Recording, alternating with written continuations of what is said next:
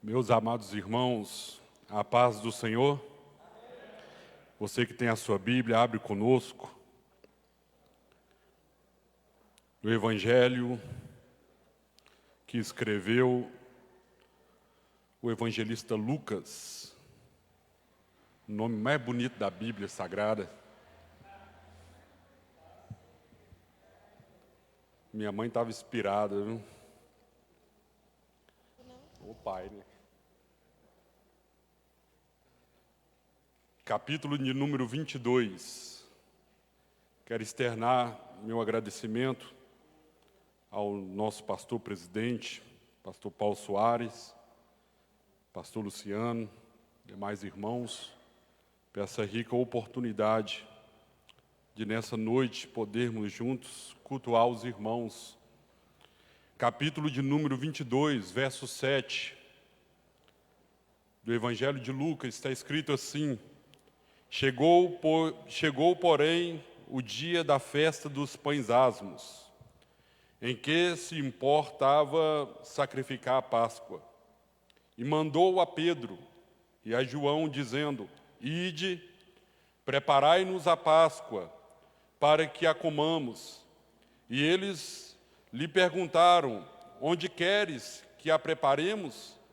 E ele lhes disse: Eis que, quando entrar na cidade, encontrareis um homem levando um cântaro de água. Segui-o até a casa em que ele entrar. E direis ao pai da família, o pai de família da casa: o mestre te diz: Onde está o aposento em que hei de comer a Páscoa com os meus discípulos? Então ele vos mostrará um grande cenáculo mobiliado. Aí fazei os preparativos. E indo eles, acharam como lhe havia sido dito, e prepararam a Páscoa. E chegando a hora, pôs-se à mesa com ele os 12 apóstolos. E disse-lhe: Desejei muito comer convosco esta Páscoa. E disse-lhe: Desejei muito comer convosco esta Páscoa, antes que padeça, diz a palavra do Senhor. Bem, amados, nós não estamos hoje num culto de ceia,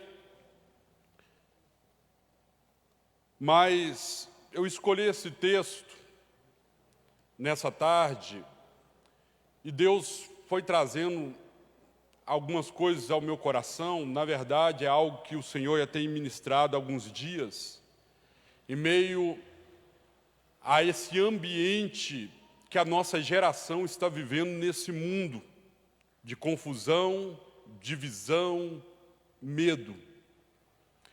E aqui está um dos momentos, um acontecimento mais importante, ou um dos mais importantes do cristianismo. Essa noite, a qual Jesus, ele chama os seus discípulos para participar da festa judaica chamada Festa da Páscoa. E aqui Jesus estabelece alguns ensinamentos, algumas coisas que Jesus faz e diz de tamanha importância para a igreja do Senhor. E eu me senti encorajado e inspirado pelo Espírito Santo em estabelecer ou trazer aos irmãos a lembrança de alguns ensinamentos já ministrados ao coração de vocês ao longo dessa caminhada a qual iniciou com você entregando a tua vida ao Senhor. E ao longo dos dias, meses e anos que você está debaixo de um pastoreio, você é instruído, ensinado, palavras liberadas de ensino sobre a sua vida, a qual nessa noite, alguns desses ensinos eu quero reiterar, eu quero reforçar, eu quero trazer a sua lembrança, porque nós estamos vendo em meio a essa situação muitos irmãos deixando alguns princípios necessários para a vida de um cristão. Ensinos, doutrinas fundamentais da fé cristã, que não é negociável. Que não é negociável em hipótese nenhuma, em momento nenhum. E quando eu começo a deixar esses princípios, ou a negociar esses princípios, eu começo a corromper a minha fé, a minha moral, corromper os meus princípios que foram empregados por Jesus em nós. E aqui tem alguns deles, porque quando nós olhamos a noite da ceia, quando você vê os 4 evangelistas, eles retratam esse momento. E aqui tem algumas coisas peculiar nisso, porque quando você olha o relato da noite da ceia, escrita por Lucas, ele começa no capítulo 22 e ele vai retratar um momento, ou dar mais ênfase ao momento do partir do pão e do compartilhar do cálice. Mateus também retrata esse momento no capítulo 26. E Marcos também, o jovem Marcos, ele também retrata esse momento no capítulo 14 do seu evangelho. Mas o evangelista João, ele é mais detalhista em algumas coisas, porque João, ele não retrata o momento da aliança em si, do partir do pão e do consagrar do cálice. Ele não retrata isso, mas João, ele vai gastar, ou ele vai colocar em seu livro, ou seu registro, ele separa do capítulo 13, 14, 15 e 16 e 17, os relatos dos ensinos de Jesus durante a noite da Páscoa, durante esse momento. Então, a ênfase de João não é necessariamente o pão e o vinho, é o que Jesus fala. E o que Jesus vai fazer e falar é algo que precisa moldar a nossa identidade como cristão. Bem, quando nós olhamos isso, eu coloco aqui nesse texto, a qual eu quero compartilhar com uns irmãos, que na noite da ceia, entre vários ensinos e coisas que Jesus fala, por exemplo, é na noite da ceia que Jesus diz: eu sou o caminho, a verdade e a vida. É na noite da ceia que ele diz: eu sou a videira verdadeira, o ramo que tiver em mim, ele vai dar fruto, o que não tiver, que foi cortado, ele vai ser queimado. É na noite da ceia que ele vai estabelecer alguns ensinos. E aqui eu quero falar sobre 2 ensinos, uma aliança e 2 promessas, que na noite da ceia, Jesus, ele estabelece sobre a sua igreja. 2 ensinamentos, uma aliança e 2 promessas. Ele permeia esse momento crucial da igreja. Primeiro, a Bíblia nos diz que Jesus, ele já tinha uma agenda pronta. E a Bíblia nos diz que ele apresenta, e quando ele senta à mesa com seus discípulos, ele olha para os 12 discípulos, e a declaração do Cristo, do Messias é: eu desejei muito esse momento. É algo que ele estava esperando, é algo que ele desejava, já estava na agenda de Cristo esse momento. E com a noite da ceia, ele estabelece 2 momentos dentro da programação ou da cronologia de Deus, de Gênesis até Apocalipse. A noite da ceia, ela estabelece o final de uma aliança e o início de outra. Jesus Cristo, ele entra na noite da ceia, ele senta na mesa para fazer ou para cumprir o mandamento do Senhor a respeito das festas. Essa que estava era a festa da Páscoa. Então ele entra na mesa e ele inicia com a festa da Páscoa, com a ceia da Páscoa, e termina estabelecendo a ceia que nós, como cristãos, conhecemos, a ceia do Senhor. Então ali há uma transição de algo que era palpável, de algo que era literal, de uma festa que envolvia não só a espiritualidade, mas também o costume de uma sociedade. E aí Jesus vai estabelecer agora algo espiritual que vai ter dimensões eternas. Mas bem, nesse momento dessa transição da lei para a transição da graça, ali Jesus está fazendo esse momento de sair da lei e entrar na aliança da graça. E na hora que Jesus entra, a Bíblia nos diz que quando ele senta na mesa e diz, eu sempre desejei, eu desejei esse momento. E a Bíblia vai nos falar que começa-se um assunto, uma conversa, na mesa da Páscoa. Os 12 discípulos começam a conversar. Imagina só 12 homens sentados para comer. E o homem conversa, e começa a conversar.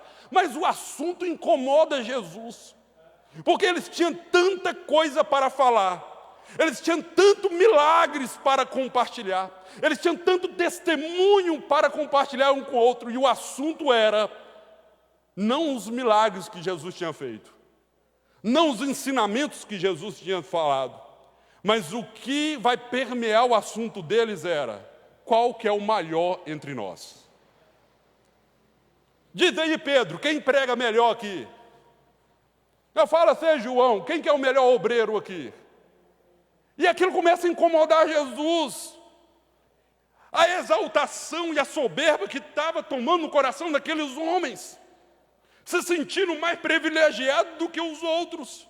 E aí, nesse momento, Jesus, com toda a delicadeza, levanta, pega uma toalha, cinge um corpo, pega uma bacia, e começa a virar para eles e diz, faz a fila, me dá os seus pés. E Jesus, se prostrando diante daqueles homens, começa a enxugar, a lavar e a enxugar os pés daquele homem. Os discípulos ficam constrangidos, e eu também ficaria, qualquer um de nós ficaria. E aí esse constrangimento toma Pedro e ele diz, Senhor, não, o Senhor não vai tocar em mim, porque os judeus sabiam o que significava isso. Que era um ato de humilhação. É um ato que os escravos faziam isso para os seus senhores.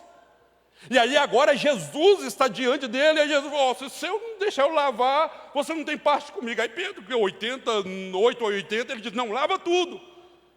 E aí Jesus levanta, senta de novo na mesa, e olha para aqueles discípulos e diz, da mesma forma que eu fiz isso convosco, fazeis um com o outro a mesma coisa. O que Jesus está trazendo de ensinamento na noite mais importante, o princípio de um caráter de quem agora é uma nova criatura, que é o caráter de servo, de servir com humildade. E é por isso que o apóstolo Paulo fala para a igreja de Filipenses, tede em vós o mesmo sentimento que houve em Cristo Jesus, que sendo Deus, usurpou e se tornou igual ao homem, se humilhou de tal maneira, o exemplo do Senhor. E aí Jesus olha para os seus discípulos e diz, da mesma forma, faz isso com outro, serviço, uma vida de humildade. Isso precisa ser a característica da igreja de Cristo, o caráter da igreja de Cristo. É uma igreja que serve. E hoje, em meio a essa situação que nós estamos vivendo, é uma oportunidade que a igreja de Cristo, em meio a essa pandemia, tem para mostrar a sua identidade ao mundo de uma igreja que serve o próximo, de uma igreja que se levanta para doar. Nós estamos aqui, o pastor, juntamente com o pastor Paulo, dando essa oportunidade para nós podermos tirar do pouco que temos para compartilhar com quem não tem. Vindo o inverno aí, uma oportunidade que nós temos de compartilhar um cobertor, de compartilhar um agasalho. A igreja, isso precisa incomodar a igreja de Cristo. Quando nós olhamos as pessoas ao nosso lado, nós precisamos nos incomodar. Essa é a natureza. Jesus Cristo, Ele vai dizer, olha para você ver, em um momento que muitos de nós citamos, em muitas de nossas mensagens, principalmente acerca da volta do Senhor, e verdadeiramente é lindo, quando Jesus, no capítulo 25, Ele olha para os seus discípulos, e falando a respeito do reino, e depois de falar do sermão profético, Jesus Cristo, Ele vai falar da sua vinda, e quando Ele vai falar da sua vida, Ele diz assim, então dirá o rei aos que estiverem à sua direita, vinde, benditos do meu Pai, possuir por herança o reino que vos está preparado desde a fundação do mundo. E Ele diz, por quê? Ou seja, para quem esse reino está preparado? Para quem vai herdar esse reino que já está preparado? Ele diz, porque tive fome, me deste de comer, tive sede, me deste de beber, era estrangeiro e me hospedaste, estava nu e me vestisse, adoeci, me visitaste, tive em prisão e foste me ver. Então os justos lhe responderão, dizendo, Senhor, quando te vimos com fome e te demos de comer, ou com sede tivemos de beber, e quando te vimos estrangeiros e te hospedamos, ou nu e te vestimos, e quando te vimos enfermos, ou na prisão e fomos te ver. E respondendo o rei, lhes dirá, em verdade vos digo que quando o viste a um destes meus pequeninos irmãos, a mim o fizeste. A questão é, nesses últimos meses, você serviu quem? De janeiro para cá, quem você serviu? Porque se você não teve um ato de servir o próximo, isso precisa te incomodar você. Porque isso é a natureza do cristão.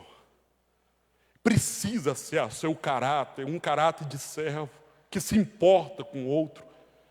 E o que nós estamos vivendo agora é uma oportunidade de demonstrar a fé que move em nós. Uma fé de servo, de humilde. Na noite da ceia, Jesus estava falando para os seus discípulos, agora é as suas vezes. Da mesma forma que eu fiz, fazeis vós também. É um ensino. Mas Jesus não para por aí, porque na noite da ceia também Ele vai ensinar sobre outro princípio, que é o princípio do amar, do amor. E aí, quando Ele está na mesa da ceia, Jesus Cristo olha para os seus discípulos e diz, um novo mandamento vos dou, que vós ameis uns aos outros, como eu vos amei a vós, que também vós uns aos outros vos amei. Nisto todos conhecerão que sois os meus discípulos, se vós amais uns aos outros, diz o nosso Cristo. Um mandamento eu vos dou. Ele falou isso na noite da ceia. Ele estava prestes a ser traído. Aquele que estava sentado à mesa era o que daqui a algumas horas ia o beijar para o trair. E mesmo ele olhando diante da face do seu adversário, do seu inimigo, do seu traidor, ele olha para todos e diz, amai uns aos outros. Jesus não estava sendo hipócrita. Ele realmente amava não só Pedro, que falou que seria fiel, não só João, que abraçou Jesus e era chamado como discípulo amado, o mesmo amor que Deus amou João e Pedro amou também Judas. Ensinamentos, princípios que nós não podemos negociar. Amai uns aos outros. E aí, Paulo, em Coríntios, ele vai falar sobre a natureza deste amor.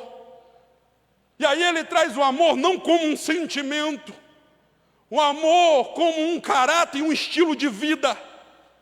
E aí ele olha, encantando, salmodiando, Paulo, no capítulo 13 de 1 Coríntios, ele diz: o amor é sofredor, é benigno, o amor não é invejoso, o amor não trata com leviandade, não se ensoberbece, não porta com indecência, não busca os seus interesses, não se irrita, não suspeita mal, não folga com a injustiça, mas folga com a verdade. Tudo sofre, tudo crê, tudo espera, tudo suporta. A igreja, muitos de nós estamos perdendo essa natureza do amar. Uma igreja que nós estamos vendo nesse momento de divisão política. Uma igreja que a gente está vendo nesse contexto social de racismo, de preconceito, que está dentro do nosso meio. E de vez em quando você depara com alguns irmãos, algumas pessoas que, por causa de uma ideologia, por causa de uma ideia, negocia a sua vida espiritual. É algo que não podemos admitir no nosso meio, racismo. Não podemos admitir no nosso meio partidarismo e ficar um brigando com o outro por causa do que gosta e não gosta a respeito de política. Nós pertencemos a um reino teocrático, governado por Jesus Cristo, e nós não podemos vender e negociar a nossa dignidade cristã, que foi conquistada com alto preço na cruz do Calvário. Paulo diz: nós somos novas criaturas e nós não podemos ser corrompidos por causa da imoralidade, por causa do idealismo que tem tomado esse novo mundo. Paulo diz: não conformeis com esse mundo, mas transformai, metanoia, transforma a sua mente. Não podemos ir para onde que as pessoas estão andando. O povo não move a igreja de Cristo. Quem move a igreja de Cristo é o Espírito Santo da verdade. Aleluia! Precisamos combater injustiça social pelo amor. Precisamos combater, pastor Eliseu, o racismo com amor. Não podemos aceitar no nosso meio discriminação entre ricos e pobres no nosso meio. A mesa de Cristo é uma mesa de comunhão. A mesa de Cristo é uma mesa de igualdade. Lá não tem pequeno nem grande, lá não tem pobre nem rico, lá não tem negro nem branco. Ele coloca tudo na mesa. Por quê? Porque para Deus todos são filhos dele. Precisamos combater isso, não com ódio, não com mobilizações, levantando bandeiras partidárias. O princípio do nosso movimento está baseado no amor, no servir, na humildade, pregando a verdade, com perdão. O amor que suporta todas as coisas, até as ofensas das pessoas. Isso precisa ser a identidade da igreja. É isso que Jesus na noite da ceia está ensinando. Um novo mandamento eu vos dou, que amai uns aos outros. Aleluia! Ele dá esses dois ensinamentos. Mas entre os ensinamentos ele também estabelece a nova aliança. E diante daqueles homens ele pega o pão e diz: esse é o pão, é o meu corpo, que é partido por vós. Esse cálice é o cálice da nova aliança, que será derramado por muitos para a remissão do pecado. Jesus ele está dizendo: eu sou a oferta do Pai pela sua vida. Eu sou o Cordeiro de Deus que João Batista pregava. Um justo pagando o preço por um pecador.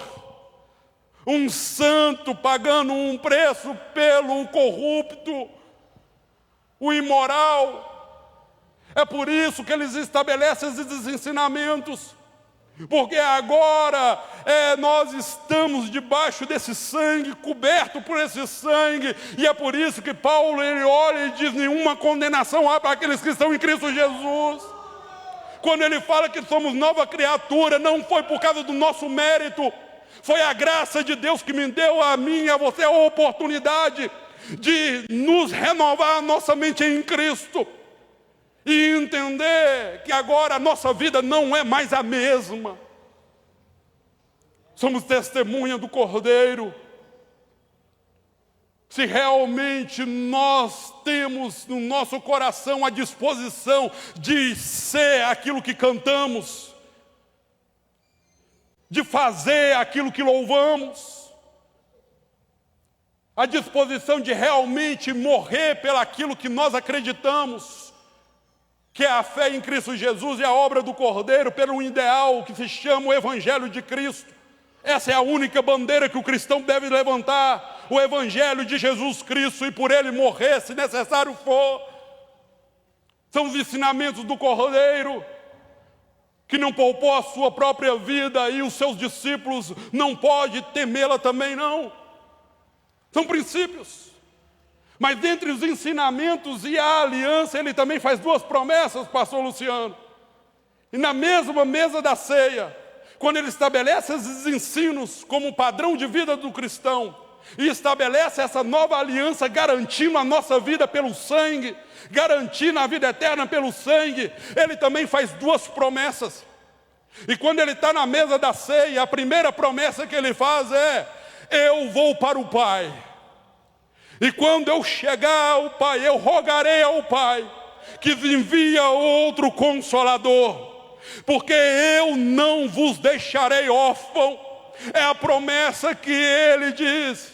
E ainda em João, ele olha para os seus discípulos, quando ele faz a promessa do Espírito Santo, ele faz a promessa do Espírito Santo, e ele diz: mas quando vier aquele Espírito da verdade, ele vos guiará em toda a verdade, porque não falará de si mesmo, mas dirá tudo o que estiver ouvido, e vos anunciará o que há de vir. Ele prometeu que o Espírito de Deus estaria com a sua igreja, o Espírito que intercede por nós, o Espírito que nos capacita, o Espírito que gera na nossa alma e no nosso caráter o fruto do Espírito Santo, o Espírito que em meio às nossas fraquezas, em meio às nossas debilidades, ele nos fortalece.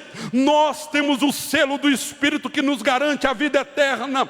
Ele prometeu e ele cumpriu. Você é testemunha dessa promessa, porque o Espírito da verdade habita em você. O Espírito da verdade te fortalece em meio às fraquezas.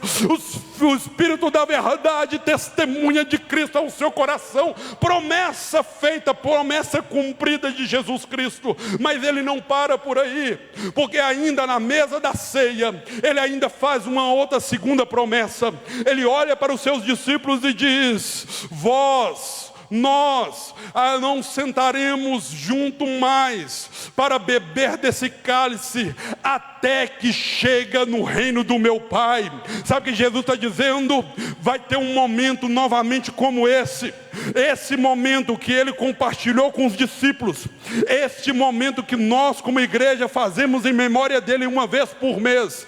Ele garantiu que esse seria um momento a qual ele estaria novamente presente, não em espírito, mas literalmente em corpo. Não só ele, mas eu e você. Quando vai ser isso, irmão Lucas? No capítulo 19 de Apocalipse disse que quando ele voltar, a ceia do Cordeiro estará preparada diante de nós. E quando ele voltar, nós vamos entrar nessa ceia, na mesa do Cordeiro, e novamente podemos compartilhar com ele. Essa é uma promessa. O que isso significa? Que na noite da ceia, Jesus não só falou da sua morte, mas Jesus falou da sua segunda vinda. Ele olha para os seus discípulos e diz: eu vou voltar. A ceia não acabou, só vai ter um tempo de intervalo, mas novamente vocês vão sentar comigo na ceia do meu Pai, na casa do meu Pai, na mesa do meu Pai. E essa é a esperança que vai nos levar a suportar os dias difíceis, os dias de pandemia, os dias de morte, os dias de luto, os dias de sofrimento que tem pairado sobre essa geração. E o que vai fazer nós superar isso? É a esperança da volta de Jesus Cristo. Na noite da ceia, Ele anunciou a tua morte, mas também anunciou a sua vitória eterna. Não vitória de Cristo, a vitória de todos aqueles que creem no nome do Senhor, no nome do Senhor Jesus Cristo. Ele prometeu, essa promessa tem que queimar na minha alma e na sua alma. Um dia Ele vai voltar, dor não haverá mais, doença não haverá mais, morte não haverá mais. Irmão Lucas, mas muitos irmãos estão morrendo. Ei, esse era o sentimento da igreja de Tessalônica, que eles ficaram em luto por causa da morte de muitos irmãos, pastor Flávio. Paulo chegou àquela igreja e viu aquela igreja triste, porque muitos estavam morrendo, mas Paulo, ele olhou para aqueles irmãos e disse: irmãos, não ficai triste. Sabe por quê? Porque um dia a trombeta soará, no alarido do arcanjo, e aqueles que morreram em Cristo ressuscitarão, e aqueles que estiverem vivos subirão de encontro ao nosso Senhor. Aleluia! Fique firme nessa esperança. E Paulo diz: consolais uns aos outros com essa verdade. Nós somos a igreja do Cordeiro, o corpo de Cristo, a eleita igreja do Senhor, a noiva do príncipe dos príncipes, do rei dos reis. Nós somos os sacerdotes de Cristo Jesus nessa terra. Nós somos a menina dos olhos do Senhor. Nós somos a igreja eleita, separada pelo sangue, chamada ao conselho de Deus, assembleia do justo, corpo do Deus Todo-Poderoso, a qual estabeleceu Cristo como cabeça. E por isso nós adoramos, por isso nós glorificamos, por isso nós adoramos aquele que reina. Aleluia, aleluia. Curve a sua cabeça, Pai, em nome de Jesus. Rabante calabachanda calabandarabacai. Te louvamos e te adoramos, Senhor, por essa verdade, Pai. Meu Deus, nos dá um coração de amor, Senhor. Nos dá um espírito de servo, ó Pai, para andar segundo os teus mandamentos, Senhor.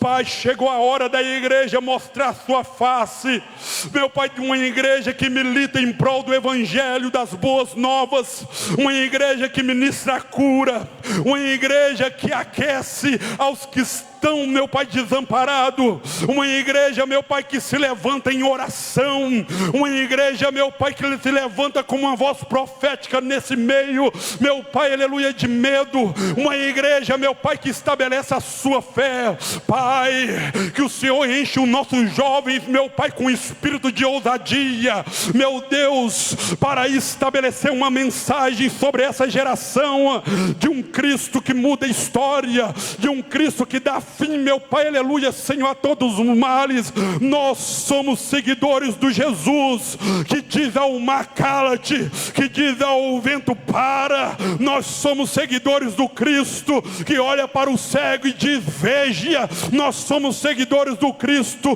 que olha para o mudo e diz fale. Nós somos os seguidores do Cristo que olha para um morto numa sepultura e diz sai para fora. Nós somos os seguidores de um Cristo que levanta paralítico. Nós somos seguidores de um Cristo que pega um pobre pecador no meio do monturo e levanta ele, vivifica ele e faz de um traficante pastor, e faz de prostituta missionária, que faz do ladrão um grande evangelista. Nós somos seguidores de um Cristo verdadeiro que morreu sim, mas ressuscitou ao terceiro dia e está sentado à direita do Deus Pai, intercedendo pela sua igreja. Aleluia.